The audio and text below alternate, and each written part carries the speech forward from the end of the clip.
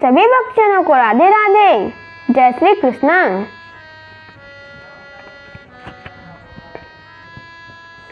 संक्षिप्त गरुड़ पुराण अध्याय 163 विसर्प रोग का निदान।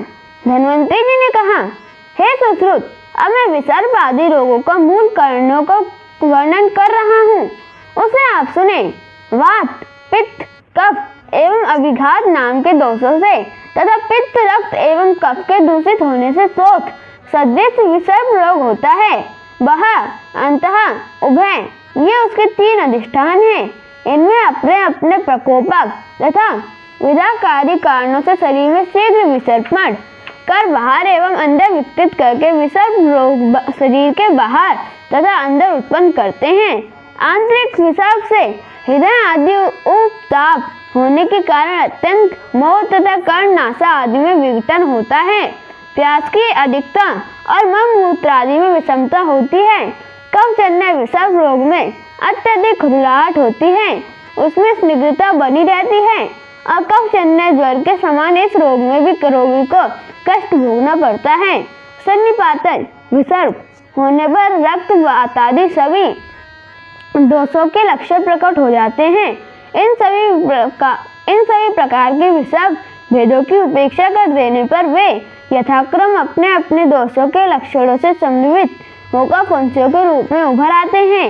ये सब पक्का फूट जाते हैं, तब अपने अपने लक्षणों में उक्त वर्ण का रूप धारण कर लेते हैं। वात, पित्त, विसर्प रोगी में रोगी के ज्वर, वमन, मूर्छा, अतिसार, प्यास, भ्रम, हड्डी टूटना, अग्निमान, तमक, श्वास और अरुचि का उपद्रवग्रस्त कर लेता है। यह रोग प्रज्वलित अग्नि के अंगारे के समान रोगी के संपूर्ण अंग को संतप्त कर देता है। यह विसर्प शरीर के जिन जिन स्थानों पर फैलता है वे स्थान बुझे हुए अंगारे के समान काले, नीले तथा रक्त वर्ण के हो जाते हैं। अपने स्फुटित वर्णों के द्वारा यथा शीघ्र ही अग्नि से दग्ध हुए स्थान के सदृश विस्तृत क्षेत्र में यह फैल जाता है।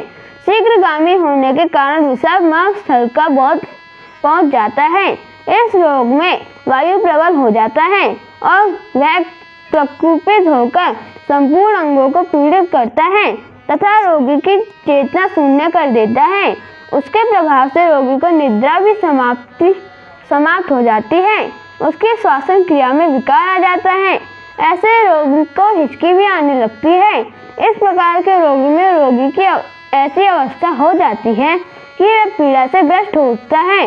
उसको अत्यंत व्याकुलता की अनुभूति होती है। भूमि, शैया तथा आसन आदि पर बैठने और लेटने से उसको तनिक भी शांति प्राप्त नहीं होती। इस रोग से ग्रस्त रोगी उससे विमुक्त होने के लिए विभिन्न प्रकार की चेष्टा करता है, किंतु इस कष्ट से विमुक्त नहीं हो पाता। ऐसा रोगी मन और शरीर दान से शिथिल होकर ऐसी गंभीर मूर्छा को प्राप्त कर लेता है जिससे पुनः चेतना में उसको लौटना बड़ा ही दुस्साध्य होता है। इन लक्षणों से युक्त विसर्प को अग्नि विसंप कहा जाता है। कफ से अवरुद्ध वायु इस अवरोधक कफ का बहुत प्रकार से भेदन कर देती है। तब ग्रंथिमाला तैयार हो जाती है अथवा जिस रोगी का रक्त बढ़ जाता है उसके त्वचा, सिरा, स्नायु तथा मांसंगत रक्त को दूषित करके वह वायु लंबी, छल्लेदार, सूर और खरदारी ग्रंथियों की रक्त भरी माला के सृष्टि करती है। इसके कारण रोगी को तीव्र पीड़ादायक ज्वर होता है। यह रोग होने पर रोगी श्वास, खांसी का अतिसार, मुख दोष, हिचकी, वमन, भ्रम, मोह, वर्ण भेद, मूर्छा, अंग भेद और अग्निमान के दोष से भी घिर जाता है। इस प्रकार कफ और वायु के संक्षोभ से उत्पन्न इस रोग को ग्रंथि विसर्प कहते हैं।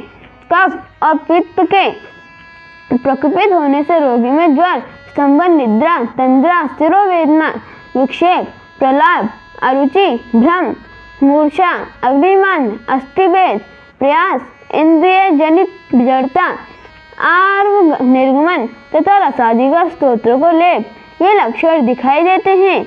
ये प्राय यह दोष आमाशय के एक देश में होता है और धीरे धीरे अन्य भागों में फैलता जाता है, परंतु इसमें दर्द नहीं होता।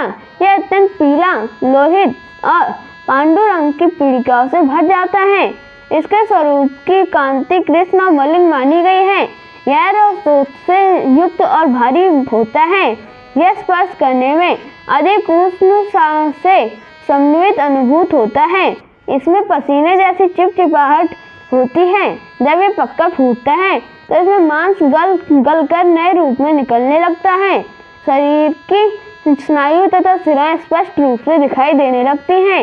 इस प्रकार सभी लक्षणों से युक्त हुआ यह विसर्प रोग अंततोगवा शरीर की त्वचा से संपर्क हो जाता है, जिसके कारण यह वहाँ भाग में दिखाई देने लगता है।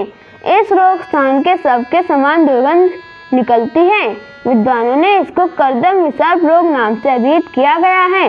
वहाँ आघात आदि के कारण क्षत हुए शरीर से प्रोद्वायु वित्तकस रक्त समन्वित करता हुआ कुल्थी के दानों का समान स्फोट जनित विसर्प के जन्म देता है। इसमें शोथ, ज्वर, पीड़ा और दाह आदि के श्याम और रक्त वर्णता का लक्षण भी दिखाई पड़ता है। पृथक पृथक वात, पित्त तथा कफ जनित दोष से उत्पन्न उक्त तीनों प्रकार का विसर्प रोग साध्य है। इतना ही नहीं, वात, पित्त आदि द्वंद्व जनित दोष से समन्वित विसर्प आदि उपद्रव से रहित हैं, तो वे भी यथापेक्षित चिकित्सा से दूर किए जा सकते हैं।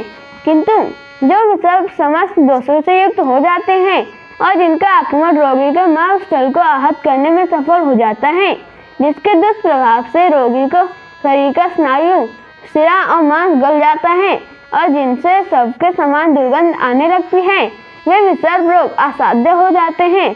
उनकी चिकित्सा संभव नहीं है।